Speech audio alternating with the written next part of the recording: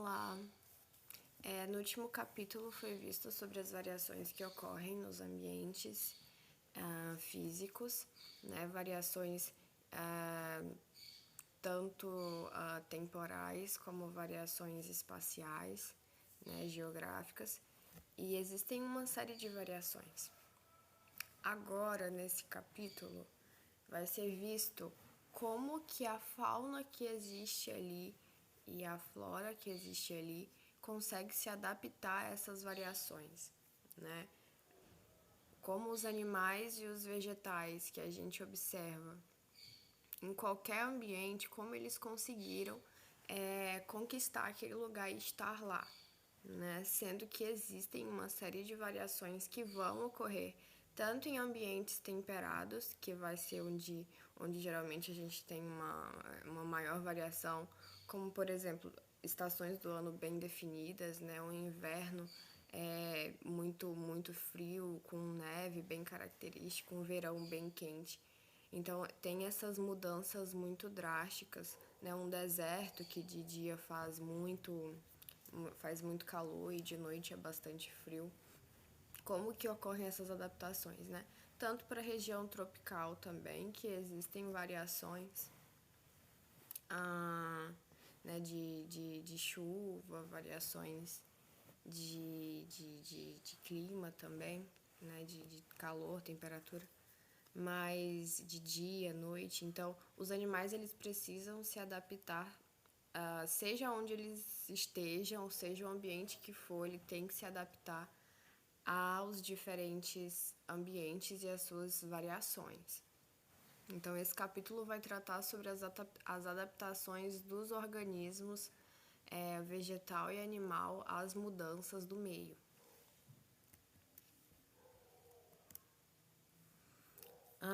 Esse capítulo começa falando sobre uma adaptação de um animal, que é um ácaro de veludo vermelho gigante.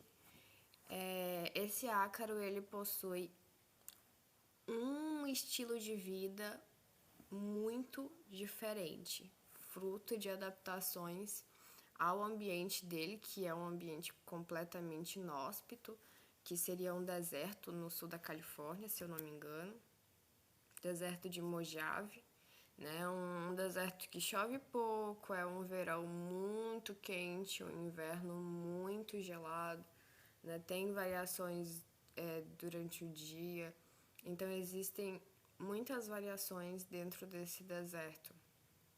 E o ácaro de veludo vermelho, ele precisa se manter vivo ali e aguentar, né, conseguir contornar todas essas variações, né, se consolidando naquele ambiente. Ele é encontrado naquele ambiente por algum motivo, ele se adaptou a esse ambiente. A vida desse ácaro de veludo vermelho, que é um bichinho bem pequenininho, né? Acho que não tem nem 1 centímetro ou 2, mas ele é grande, ele é gigante, então deve ter 1 centímetro por aí. E esses bichos, eles passam a maior parte da vida deles em tocas, dentro, debaixo da areia, né? Então eles passam a sua vida inteira lá.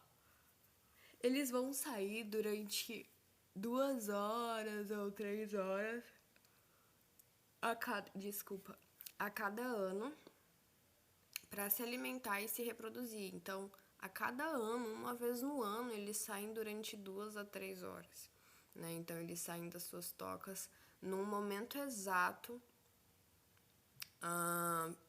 para que eles possam se alimentar, né? Então, eles vão sair para se reproduzir, os ácaros provavelmente têm que sair de forma simultânea para se encontrarem, se reproduzirem e para se alimentarem, né? Então, a gente tem que durante a saída desses ácaros, eles vão encontrar uma revoada, né, de cupins naquele mesmo ambiente. Os cupins daquele ambiente vão também, né, sair, voar para fazer novas colônias, se reproduzir. E esses ácaros saem exatamente nesse momento e conseguem se alimentar, né? E é bastante curioso, né, que esses animais consigam sair exatamente no momento que os cupins estão fazendo a revoada. Exatamente, e também de forma, né, simultânea, os cupins precisam sair juntos para se reproduzirem. Então, existe uma série de fatores que corroboram para que esse bicho sobreviva ali, consiga se reproduzir, né, e consiga se estabelecer aí. Mas parece que é sorte, né, que parece que essas coisas são frutas de sorte. Se a gente não vê a fundo, né? Bom, mas é claro que existem respostas muito mais convincentes do que dizer que foi pura sorte e, e aqueles animais saem naquele momento porque, bom, é coincidência. E uma resposta para isso, uma resposta científica, né, lógica, racional, seria a seleção natural. Né? Então, os animais vão evoluir através desse processo, que é o de seleção natural.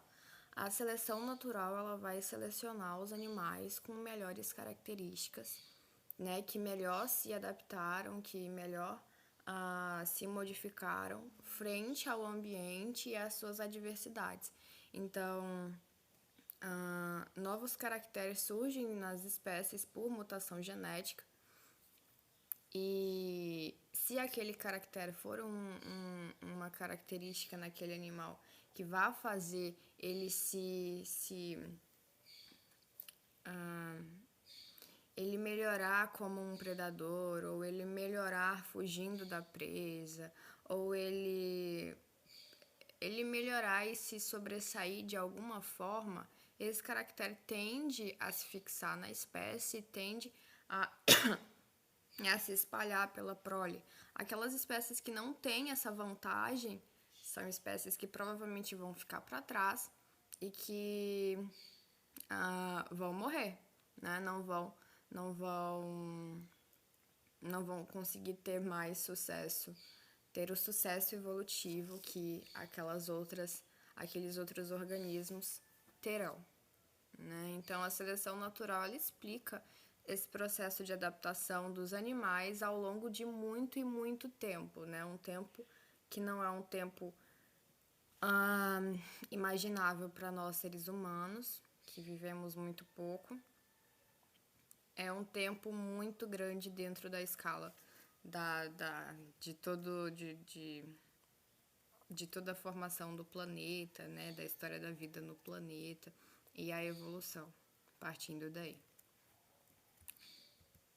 E quando a gente fala de seleção natural e dessas adaptações, a gente vai ter respostas corretas e respostas erradas, né? Adaptações que seriam corretas e adaptações que não seriam necessárias, né? Frente àquele ambiente.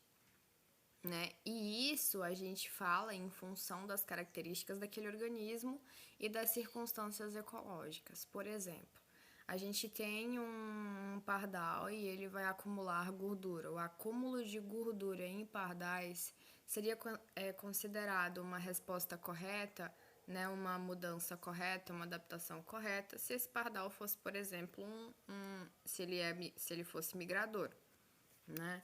Se ele faz uma migração, então realmente acumular gordura, energia, né, para que esse animal fique durante muito tempo, né, voando, mudando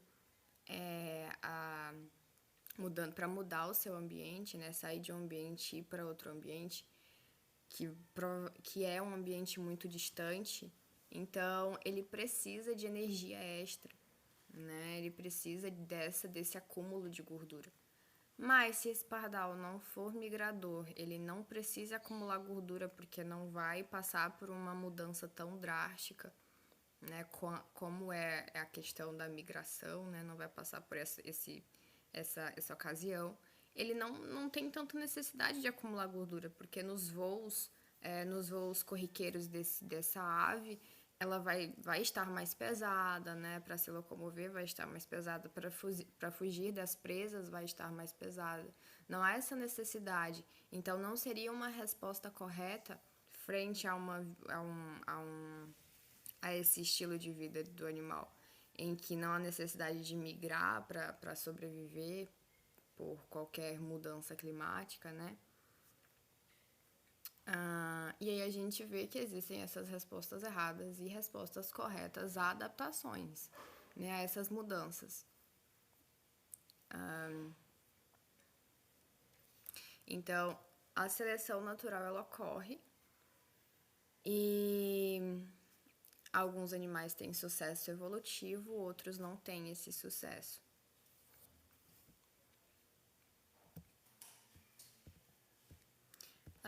Então, a atividade biológica dos animais, dos vegetais também, está relacionada com as condições do ambiente, né? Então, todos os organismos, eles não vão estar num determinado ambiente, num determinado microhábitat, vivendo em condições perfeitas, todos eles, não. Existem locais onde as condições são perfeitas, condições de pH do meio, condições de temperatura, condições do que for, estão perfeitas. Lá é o ambiente perfeito para esses animais, para um tipo de animal. E esse tipo de animal vai querer estar ali.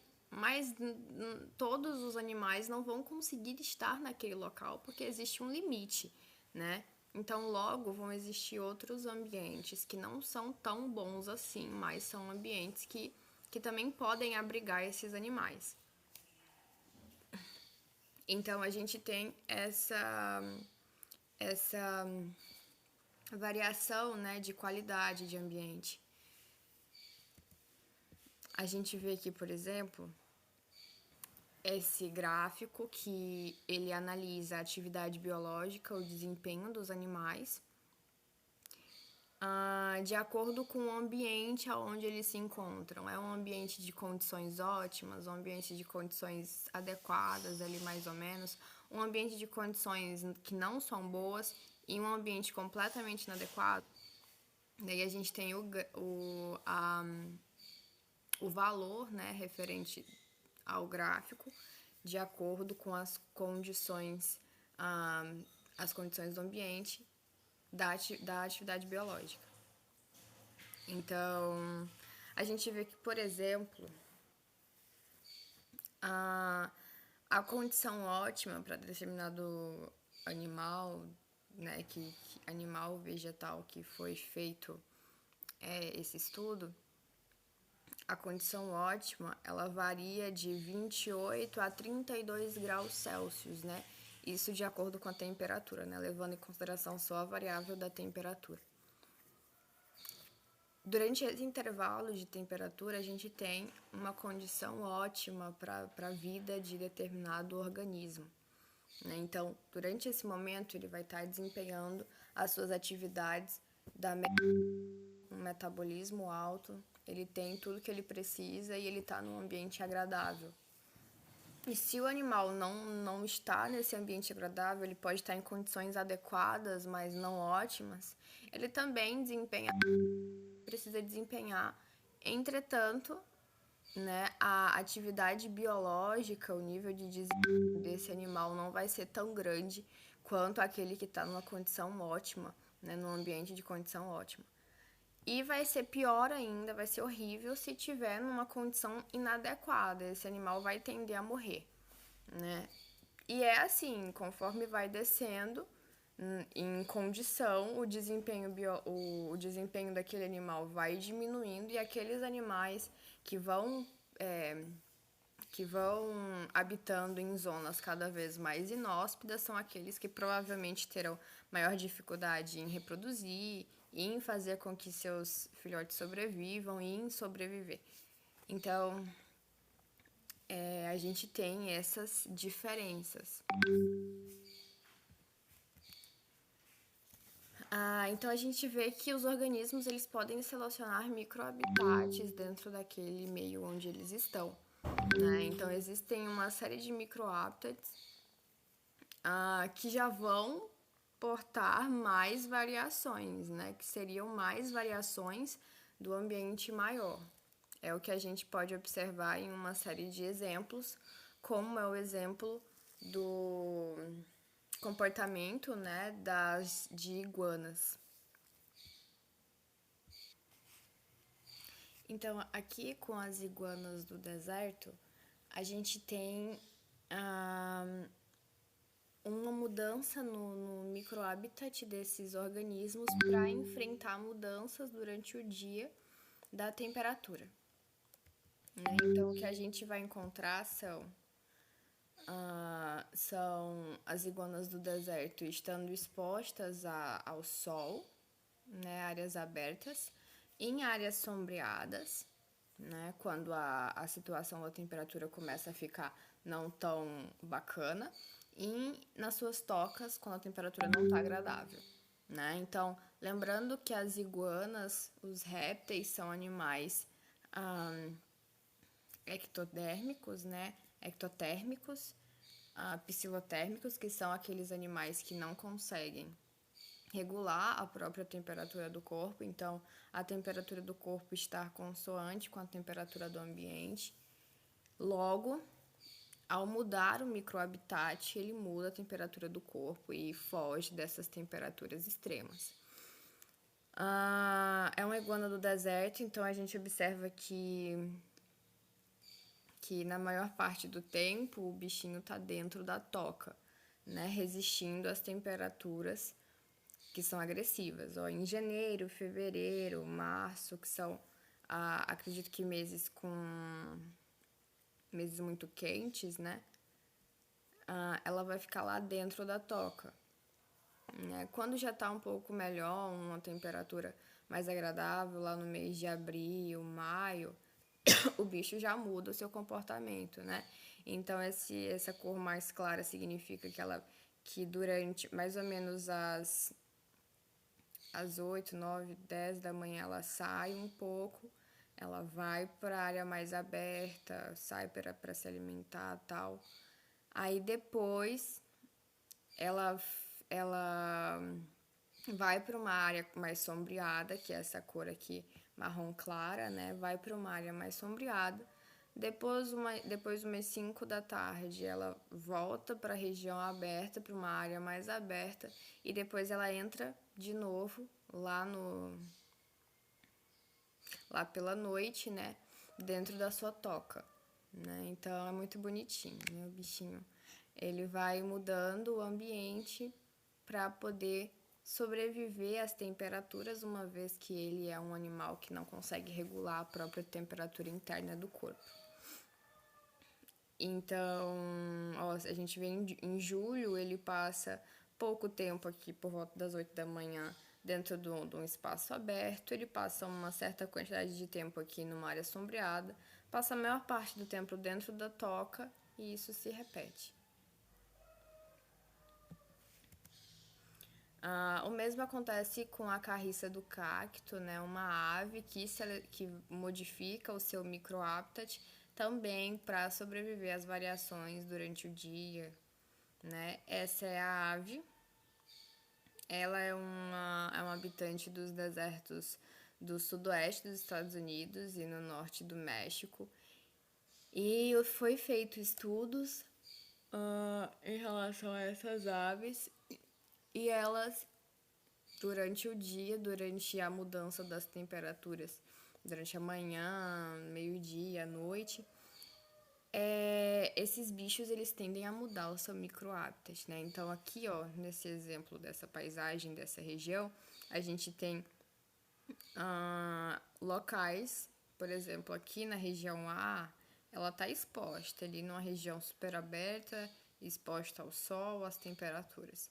Nessa região E é uma região muito mais sombreada, com sombra, mais fresca, mais friinha, né? A gente tem a região C ali, que também é mais arbustiva, a região D também. A região B um pouco mais arbustiva, com um pouquinho mais de vegetação, mas ainda está próxima aqui dessa região A, que é um pouco mais exposta. Então, a gente tem essas regiões e de acordo com o período do dia, né, a gente tem aqui nesse gráfico a temperatura do microhabitat e a proporção do tempo que foi passado, né, que o animal passou ali naquele habitat. Aí a gente observa, ó, que de manhã essa ave ela se encontra bem distribuída ali pelos microhabitats, só que o C, né, é aonde existe a maior quantidade dessas aves. Depois, às 8 da manhã, que ainda é um clima... Desculpa. Que ainda é um clima um tanto agradável, não está tão quente. Esses animais vão mudar ali para a região D, né? Então, eles fazem essa mudança. Aí, conforme vai esquentando, 9 da manhã, 11h30, 2 horas da tarde, que o sol já tá, né, muito forte, esses animais, eles vão se locomovendo, né, para uma região mais com temperaturas mais amenas, com sombra, que essa região que é a mais sombreada, né? Então a gente vê, ó, que o espaço gasto na região é muito grande. O tempo gasto no espaço da região é um tempo muito grande em comparação com os outros, quando a gente está, né, no momento do dia que é mais quente, ali por volta da tarde, meio-dia. Né? E depois, às 6 da tarde, quando as temperaturas amenizam, a gente vê os bichos, né, se dispersando pelos outros locais. É isso.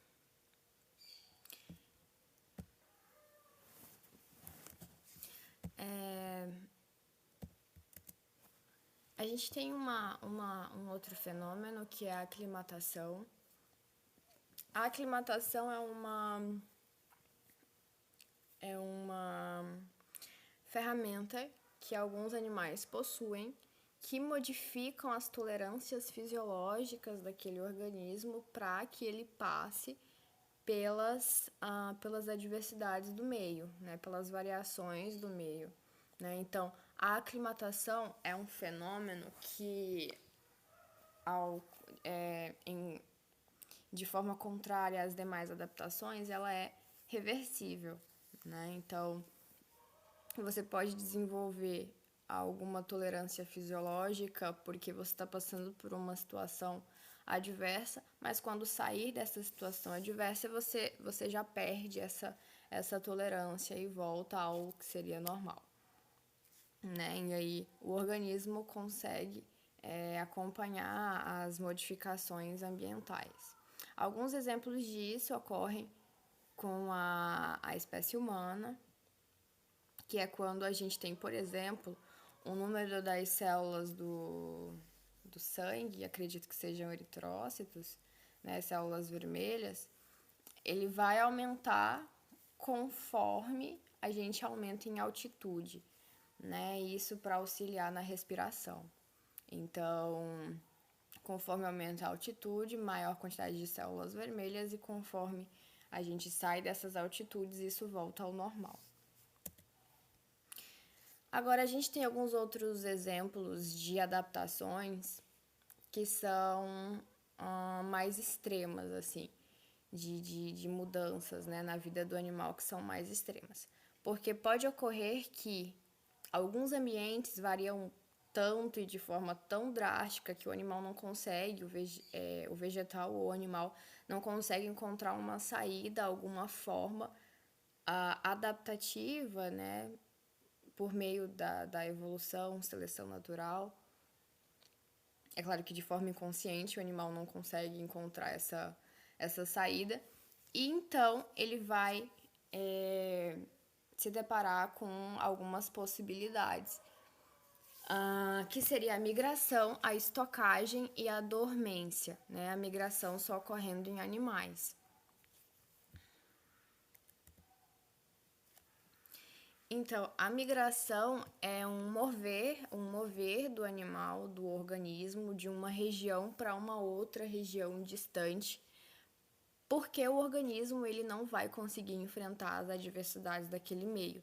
Então, ele basicamente está fugindo, né? Fugindo das grandes temperaturas ou da escassez de comida, fugindo de alguma coisa que ele sabe que ele não vai resistir, né? Então, ele vai fazer a sua migração. A migração ela ocorre com uma série de organismos, é um fenômeno relativamente comum, né? As borboletas monarcas, as andorinhas do mar, pinguins, gnus, isso ocorre com frequência em uma série de organismos. Já que na estocagem, o animal ele vai estocar, né, acumular alimento, né, o animal vegetal pode acumular alimento durante um período agradável, um período que é possível fazer essa estocagem, que não há nenhuma adversidade. E aí ele estoca esse alimento para que quando vier aquele momento drástico, esse organismo possa utilizar desse alimento para sobreviver, né? Então, essa é uma estratégia, existe uma série de animais que fazem essa estocagem, né? Mamíferos, aves podem armazenar esses alimentos. Além disso, também as plantas, elas fazem estocagem, né? Os cactos. Então, é um fenômeno comum também quando não há uma adaptação frente a essas mudanças.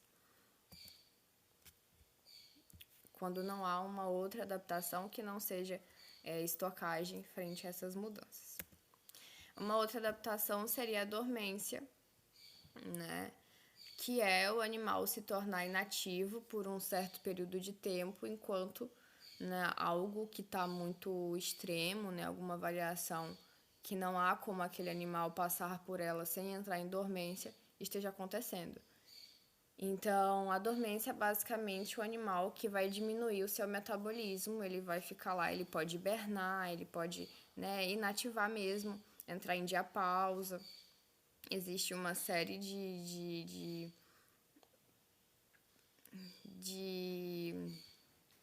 de acontecimentos que vão atingir mamíferos, insetos, uma série de animais.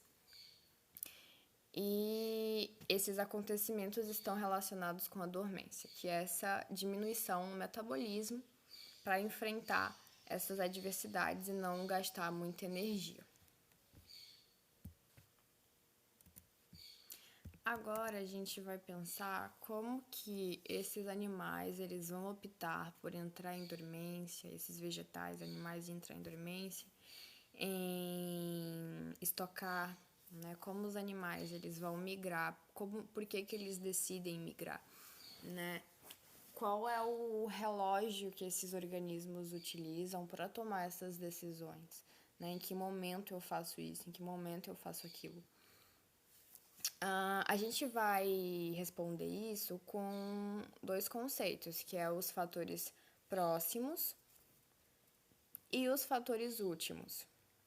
Né? Os fatores próximos não estão relacionados com o bem-estar animal, né? Estão relacionados, na verdade, com o acesso a algum tipo de variável que não muda com o passar dos anos, com o passar do ano, né? Com as estações, como é, por exemplo, o comprimento do dia, né, durante o ano.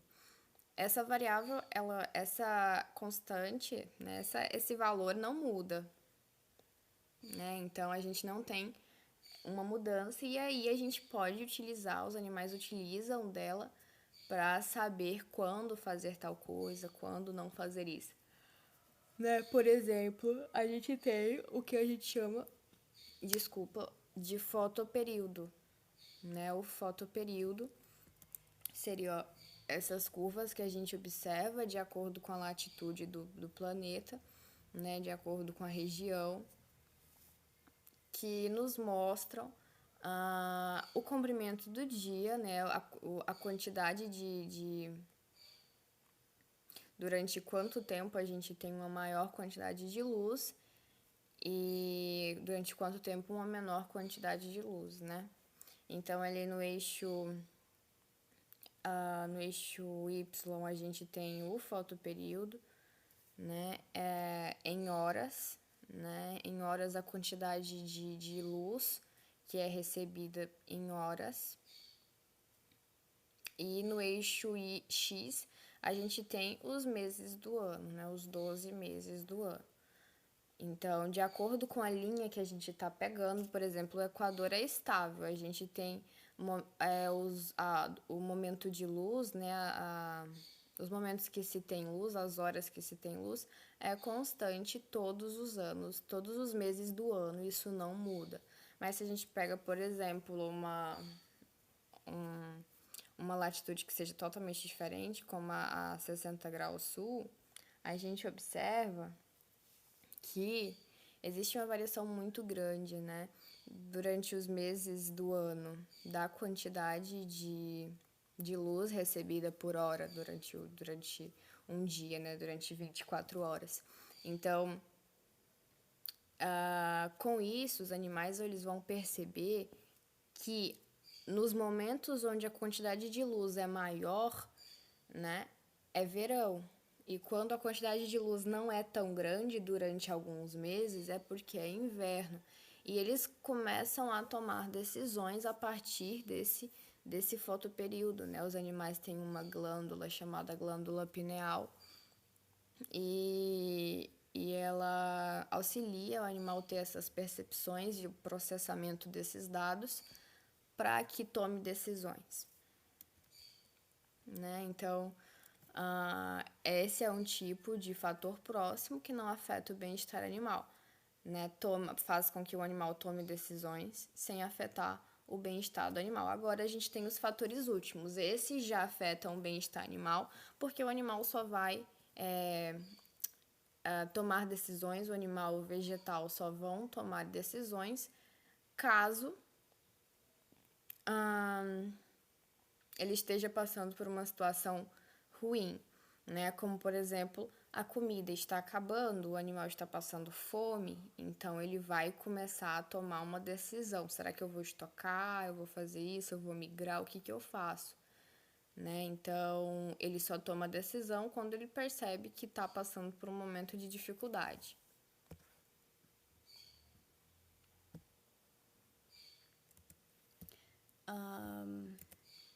Então, agora a gente vai falar sobre a teoria da forragem ótima animal. Os animais, eles têm que tomar uma série de decisões para poderem se alimentar, né? E aí é onde entra essa teoria que explica como os animais tomam decisões, quais são as melhores decisões a serem tomadas, quais as melhores situações para que aquele animal se alimente e tem mais benefícios, né, do que custos. Então, perguntas como onde se alimentar, quanto tempo passar naquele ambiente onde o animal consegue o alimento, procurando o alimento, e qual tipo de alimento ele deve pegar, né, para se alimentar, são perguntas que o animal faz quando ele vai se alimentar, né, para que tenha mais benefício. Então, o que deve ser levado em consideração quando a gente fala dessa teoria de forragem ótima seria o custo, que é o tempo e a energia gastos, que não deve ser muito, né? E o benefício, que esse sim deve ser grande, que é a quantidade de alimento pela quantidade de tempo, né? Por unidade de tempo. Então, isso deve ser levado em consideração para que o animal tenha a forragem ótima, melhor possível. Né? Então, dentro dessa teoria, foi escolhido uma ideia que é o ambiente central de forragem, né, de alimentação, que é quando o animal está preso a um ambiente, como por exemplo uma ave presa a um ninho que vai caçar alimento para os seus filhotes. Ela está presa a um determinado local, né? Ela tem que tomar uma série de escolhas para se alimentar. Desculpa, para se alimentar, que são aquelas escolhas que a gente viu anteriormente, que não são só essas, são várias outras, mas como exemplo. E ela tem que tomar, ela tem que entender, a ave ela vai tomar uma série de decisões baseadas naquilo que eu falei anteriormente. Então, se aquela ave passa bastante tempo no local onde ela está procurando alimento, a chance dela encontrar mais alimento é muito maior, né? Só que também a chance dela ser predada e de aumentar os riscos também são grandes, né? Então existe todo um gráfico que nos mostra isso e é o que a gente vai ver em seguida, né? Então a gente vai observar isso. Conforme mais tempo o animal, mais distante ao ambiente onde o animal vai procurar o alimento, e quanto mais tempo ele passa procurando, maior a probabilidade dele voltar com alimento e bastante alimento, né? Então a gente observa isso nessa ave, que é o estorninho comum, né? A gente percebe que à medida que o tempo de captura aumenta, né? A gente tem no eixo Y, no eixo X, desculpa, o tempo de captura, o tempo que ele vai estar lá caçando a presa dele. No eixo Y, a gente tem o número de presas capturadas. A gente vê que esse número de presas aumenta conforme o tempo que ele passa naquele ambiente procurando os animais é maior. Mas existe uma... Depois de um tempo, a curva passa a ser mais constante, ela não tende a aumentar exponencialmente. Na verdade, ela passa a se tornar mais reta, assim, né? Isso significa que existe um limite dentro da estrutura do animal, porque, assim, o animal ele vai capturar as presas e vai armazenar no bico, armazenar, né, numa região que guarde essa presa, esse alimento. Mas vai existir um limite para essa estocagem dessas minhocas, né? Já que a ave vai armazenar ali na base do bico e existe um limite. Então, ela precisa sair depois que esse limite foi atingido, né? Não dá para pegar infinitas quantidades de alimento. Então, a curva ela passa a se manter constante, né? Então, a gente tem uma a gente tem desculpa, um cálculo que é a taxa de captura, um cálculo simples, que seria o número de presas capturadas dividido pelo tempo de viagem e de busca. Então, a gente observa esse gráfico, a gente vê aqui no eixo X o tempo de viagem aqui no início.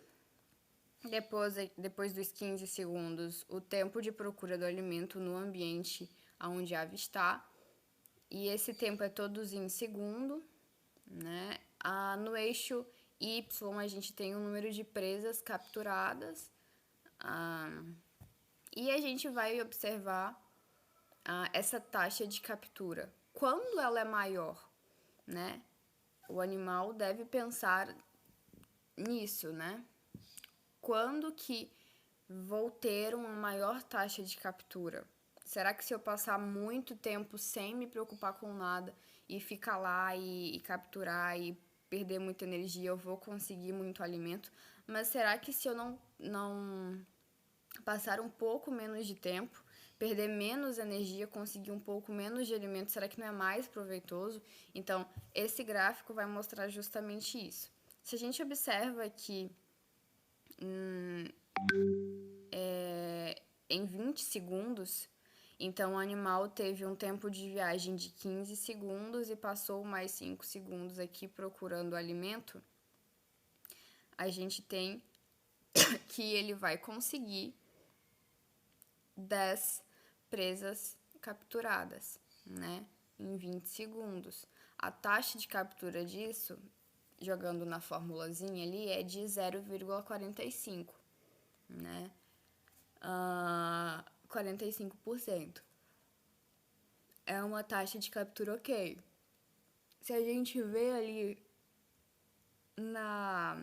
aqui mais ou menos em 27 segundos, né? Então,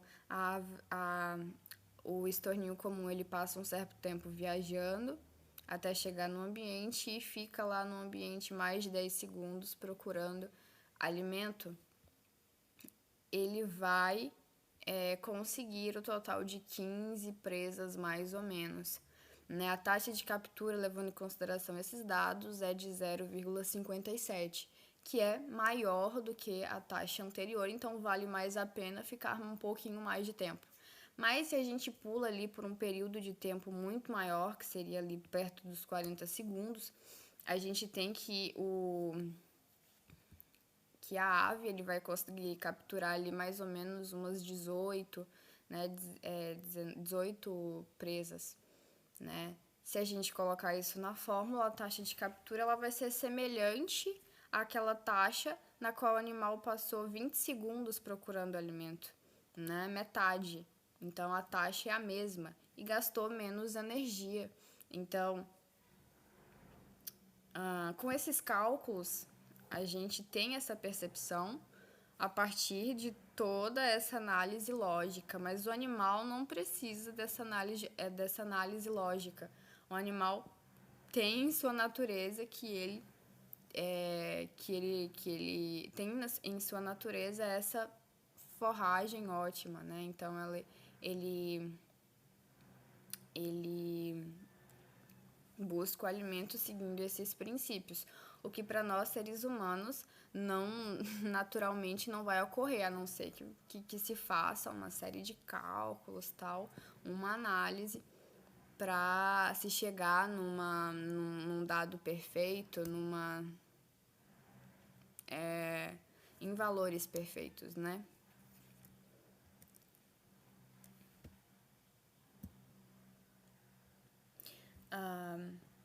Então, é isso, né? O animal ele deve tomar uma série de decisões, né, para que a alimentação dele, né, as decisões, a alimentação dele seja a melhor possível, né? Então, essas decisões envolvem uma série de fatores, né? Distância melhor do ninho no qual o genitor deve forragear, que tipo de alimento, foram aquelas perguntas que a gente respondeu, que a gente jogou, né, anteriormente. Então, deve ser feito essa relação, né? Porque se o animal passa muito tempo fora do ninho, muito tempo procurando alimento, ele necessita de mais alimento, ele necessita de encontrar alimento, né? Se ele voltar para o ninho sem alimento, ele perdeu energia, não tem alimento, ele vai morrer, né? E a prole dele possivelmente vai morrer também. Então, existe essa necessidade de forragem ótima, né? Desse comportamento animal que é explicado através dessa teoria. Então, isso deve ser levado em consideração. Esse gráfico aqui, ele mostra como os estorninhos, né, se comportam frente a isso. Então, quanto mais tempo eles passam longe do ninho, né, procurando alimento, maior a quantidade de alimento, né? Quanto mais longe é a fonte daquele alimento, maior vai ser a quantidade de alimento que ele vai capturar e vai levar para sua prole. E isso é constatado através desse gráfico, né? A gente tem no eixo X